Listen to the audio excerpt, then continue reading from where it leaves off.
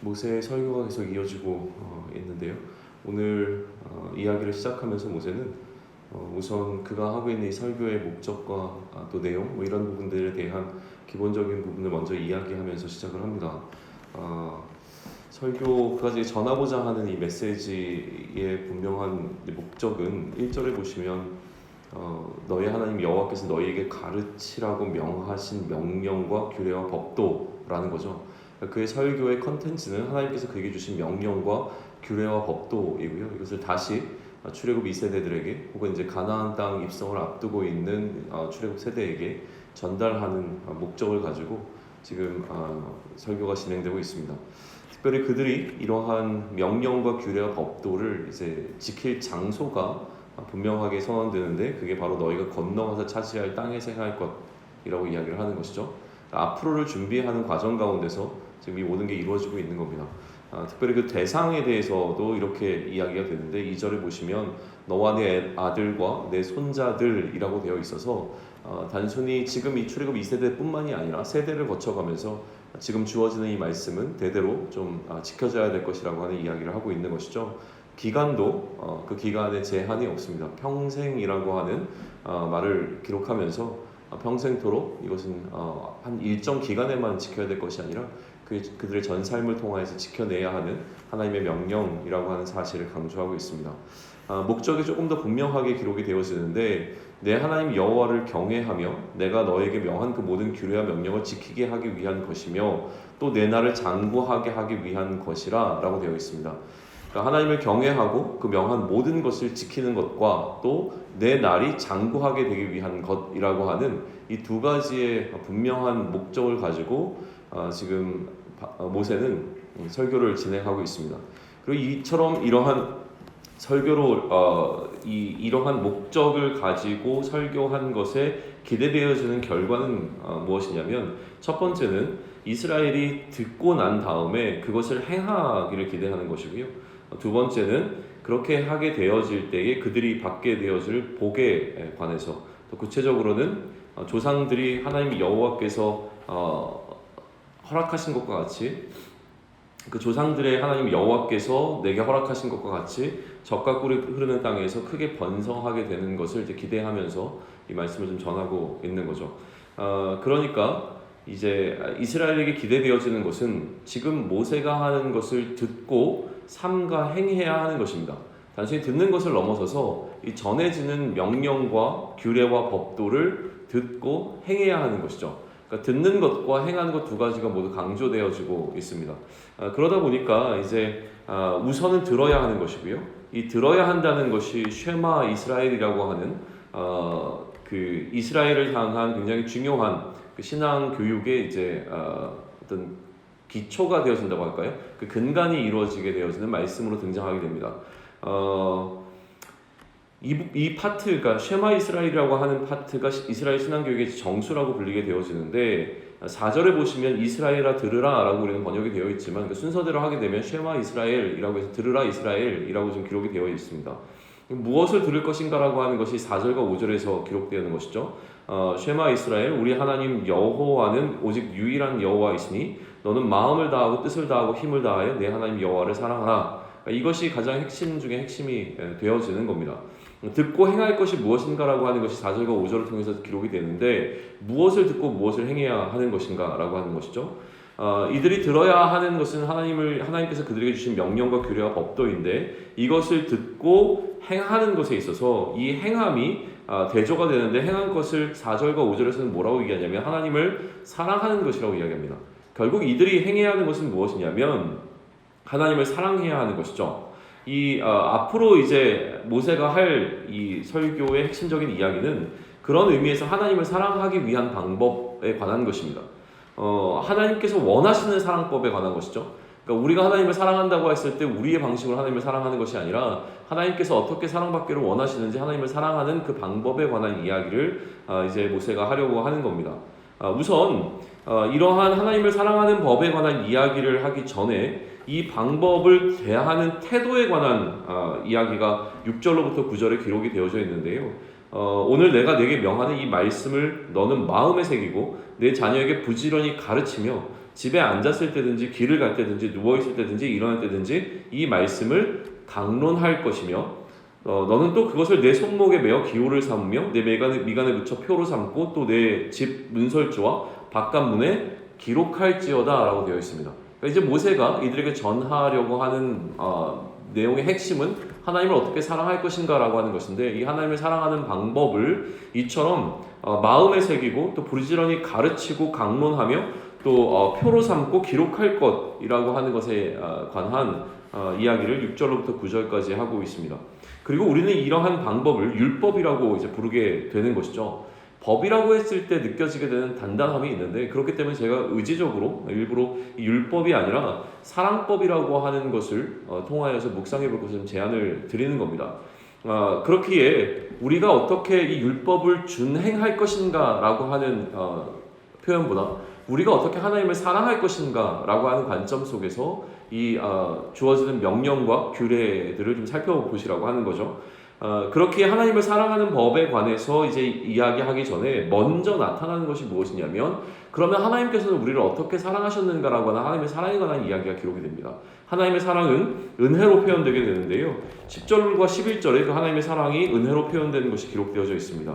내 하나님 여호와께서 내 조상 아브라함과 이삭과 야곱을 향하여 내게 주리라 맹세하신 땅으로 너를 들어가게 하시고, 사실은 이것 하나만으로도 하나님께서 이들에게 허락하신 가장 큰 은혜인데, 그 다음에 이제 본격적으로 하나님에 대한 은혜를 이렇게 표현을 해 나갑니다. 내가 건축하지 아니한 성읍을 얻게 될 것이고, 이게 첫 번째입니다. 또 두 번째는 무엇이냐면 내가 채우지 아니한 아름다운 물건으로 너희 집에 가득 차게 될 것이고, 또 세 번째는 내가 파지 아니한 우물을 이제 갖게 될 것이고, 네 번째는 내가 심지 아니한 그러한 열매 맺는 나무들을 갖게 될 것이다 라고 이야기를 합니다.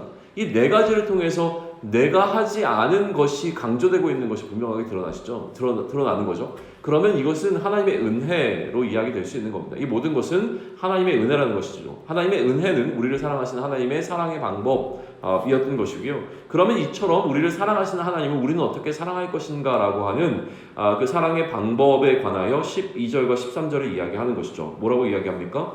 너는 조심하여 너를 애굽 땅 종되었던 집에서 인도해 내신 여호와를 잊지 말고 내 하나님 여호와를 경외하며 그를 섬기며 그 이름으로 맹세할 것이니라. 모세가 지금 이야기하는 하나님을 사랑하는, 우리를 사랑하시는 하나님을 사랑하는 방법은 이렇게 표현이 됩니다. 하나님을 사랑한다라고 하는 것은 하나님을 경외하는 것이 되어지는 것이죠. 그런데 13절과 12절을 통해서 우리가 보게 되어지는 것은 무엇이냐면, 이처럼 하나님을 사랑하는 것은 하나님을 경외하는 것인데, 이 하나님을 경외한다라고 하는 것은 하나님을 잊지 않는 것과 연결이 되어져 있습니다. 그래서 경외하기 위하여, 하나님을 경외하기 위하여, 하나님을 잊지 않기 위하여 앞서 6절로부터 9절이 기록되는 것으로 우리는 볼 수 있는 겁니다.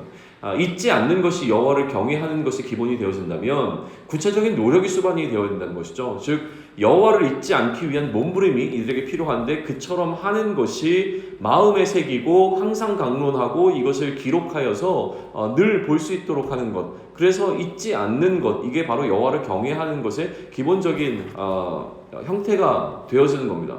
또 2절과의 대조를 통하여서 13절에 기록한 그를 섬기며 그 이름으로 맹세할 것이라고 하는 것은 결국 그 모든 규례와 명령을 지키는 것과 연결이 되어 있다고 하는 사실을 우리는 좀 유추해 볼 수 있습니다. 그러니까 이 모든 규례와 명령을 지키는 것이 13절에 와서 그를 섬기고 그의 이름으로 맹세할 것으로 이제 표현이 된다는 것이죠. 아주 간단하게 얘기하면 하나님을 사랑하는 방법은 하나님을 잊지 않고 하나님을 섬기는 것이라고 우리는 이렇게 정리를 내려볼 수 있을 것 같습니다.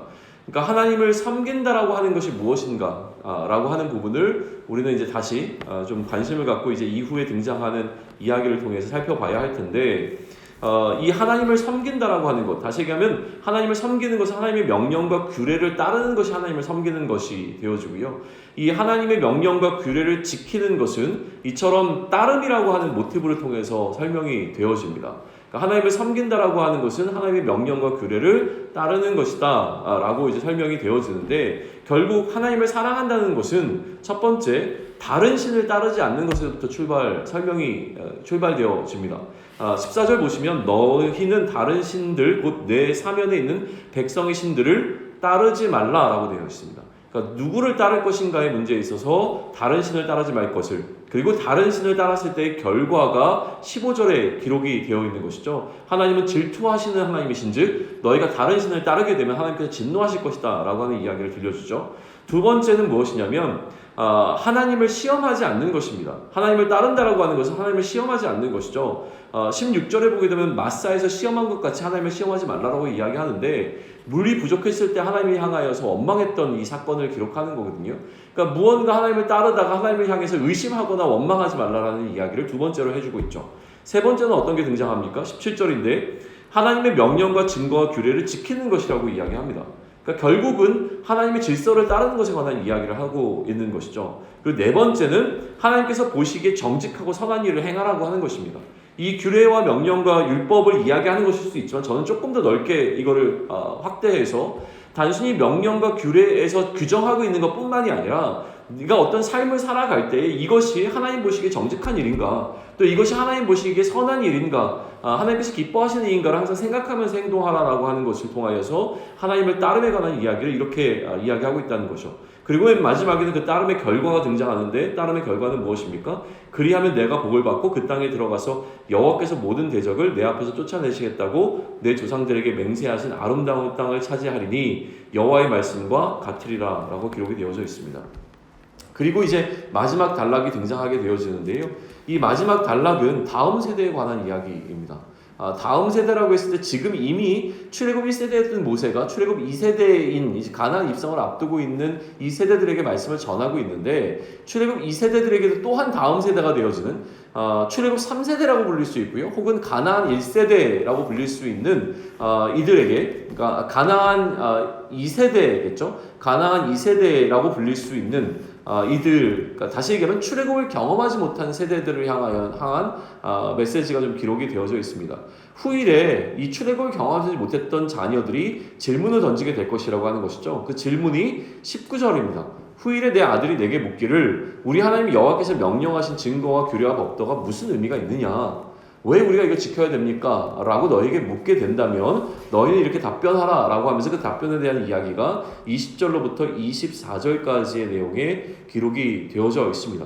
이것은 어떻게 보면 지금 모세가 이들에게 했던 것과 동일한 이야기를 해주라는 의미예요. 그래서 잊지 말 것과 그들이 따라야 할 것에 관한 이야기를 하고 있는 것이죠. 그런데 그러니까 너희가 해줄 답변을 아까 앞서 얘기했던 그 기본이 되어지는 2절과 좀 대조를 시키게 되어지면, 규례를 지키는 데 목적은 복을 누리기 위한 것이고, 복을 누린다라고 하는 것은 내 날이 장대하게 되는 것이라고 하는 것을 이들의 설명을 통해서 좀 알 수가 있습니다.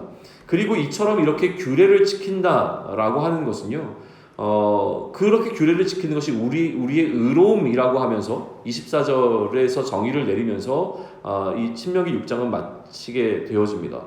그런데 이 마지막 단락을 묵상하다가 혹 마음이 불편한 사람들이 있을 수 있습니다.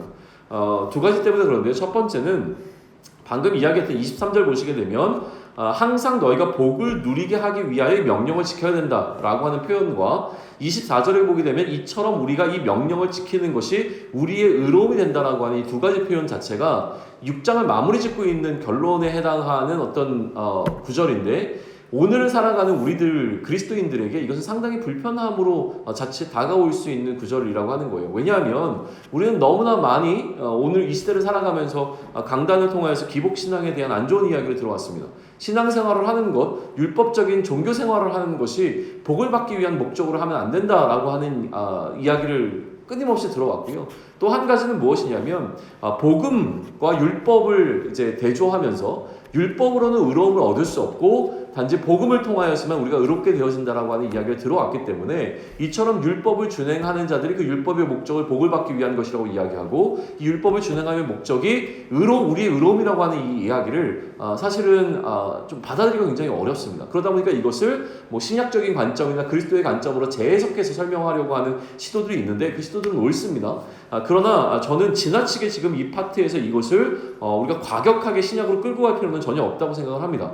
이들의 상황 속에서 이것을 살펴보고 뉘앙스를 봐야 하는데 그렇기 때문에 제가 제안했던 것은 무엇이냐면 지나치게 복음을 강조하기 위해서 지금 본래 신명기 6장이 갖고 있는 의미를 훼손하는 방식으로 설명하는 것이 아니라 앞서 우리는 이 율법이라고 하는 것을 굉장히 단단한 법의 개념으로 살펴보는 것이 아니라 하나님을 어떻게 사랑할 것인가라고 하는 하나님의 사랑법 차원에서 살펴보자고 말씀을 드린 이유가 거기에 있는 것입니다.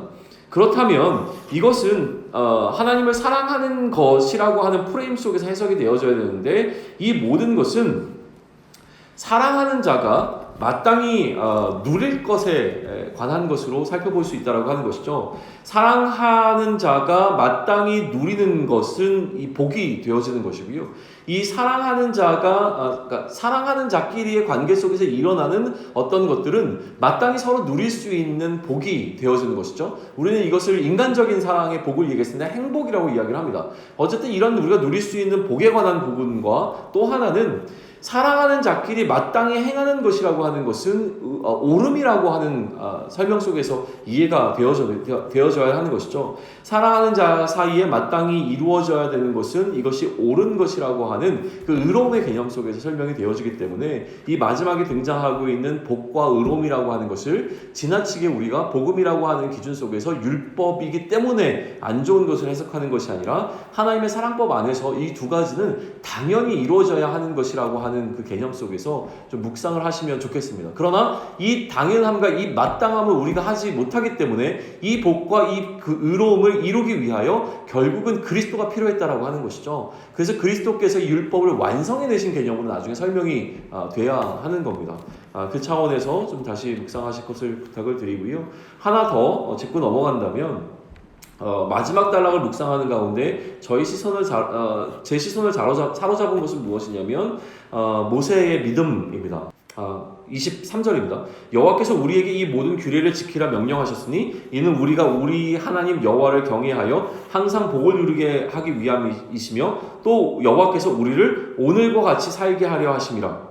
자, 이 23절을 누가 얘기하는 거냐면 출애굽 2세대이자 가나안 1세대였던 이들이 이제 가나안 2세대들에게 전해주는 이야기란 말이에요. 그러면 미래의 사건입니다. 미래의 사건에 이 출애굽 2세대들이 가나안 2세대들에게 뭐라고 이야기를 하냐면 우리를 오늘과 같이 살게 하려 하심이라 라고 하는 말을 해요. 그러니까 이것은 무엇을 전제로 하냐면 그 후손들이 지금 하나님께서 말씀하신 이 복을 누리면서 살고 있는 상황 가운데에서 지금 설명이 되어지는 겁니다.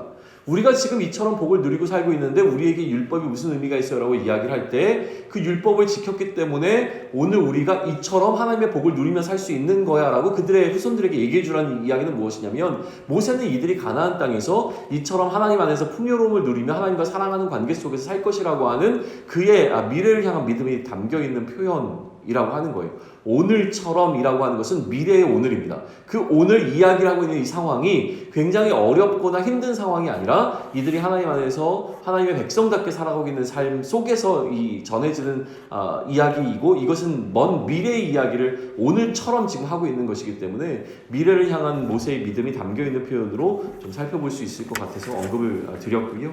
그러면 이제 여기 이 신명기 6장을 통해서 우리가 얻을 수 있는 이 메시지는 무엇인가라고 하는 거예요. 한마디로 사랑으로 우리는 정리해 볼 수 있을 것 같습니다.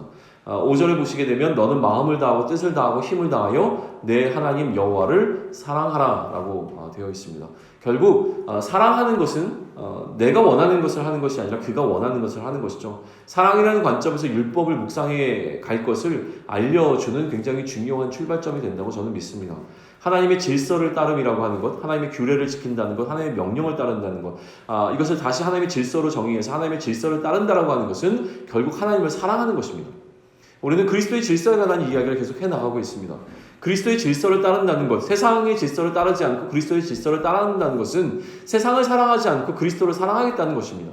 그리스도가 원하시는 사랑의 방법으로 그리스도를 사랑하겠다라고 하는 결단이 그 가운데 담겨 있는 것이죠. 그러니 율법이라고 하는 혹은 우리에게 주어진 성령의 법이라고 하는 이 법이 갖고 있는 무거움이 아니라 이것은 사랑하는 자 사이에 반드시 일어나야 될 기꺼움으로 살펴봐야 하는 것이죠. 오늘 하나님과의 사랑의 관계에 대해서 묵상할 수 있는 한 날이 되면 좋겠습니다. 나는 과연 하나님을 사랑하는 자인가를 질문하면 좋겠고요. 내가 하나님을 사랑하는 자가 맞다면 그 하나님을 사랑하는 자에게 나타나는 마땅함이 나의 삶에 드러나고 있는가라고 하는 것이죠. 이 마땅함은 하나님을 사랑하는 법 울타리 안에 놓여져 있어야 하는 것입니다. 그래서 오늘 우리의 삶이 그처럼 하나님과의 사랑의 관계 속에서 복을 누리고 있는가를 질문하고 하나님과의 사랑의 관계가 더 깊어질 수 있는 오늘이 되기를 원합니다. 그러나 기억하기 위하여서 우리가 이 하나님을 기억하기 위하여서 우리가 해야 하는 몸부림이 있어야 했던 부분들을 잊지 않으면 좋겠습니다. 우리가 하나님이 어떠한 분이신가, 그 하나님이 우리가 어떠한 은혜를 베푸셨는가, 그 하나님이 우리를 어떻게 사랑하시는가를 잊지 않아야 우리는 하나님을 시험하지 않고 우리가 세상의 질서를 따르지 않게 된다고 하는 것이죠. 하나님의 질서를 따르기 위하여 이스라엘 백성들이 애쓰고 몸부림쳤던 것과 같은 그 한 날이 우리의 오늘을 살아가면서 우리가 붙잡아야 하고 우리가 몸부림쳐야 되는 한 날이 될 수 있기를 소망을 합니다. 우리의 마음에 새기고 늘 이 말씀을 우리 입에서 떠나지 않게 하고 우리의 눈에서 떠나지 않게 하고 이것을 기록하고 이것을 새겨넣는 그 열심을 통하여서 오늘의 우리의 삶이 하나님과의 사랑의 관계 속에서 깊이 또 하나님의 관계가 더욱더 깊어질 수 있는 한 날이 되기를 축원합니다. 아멘.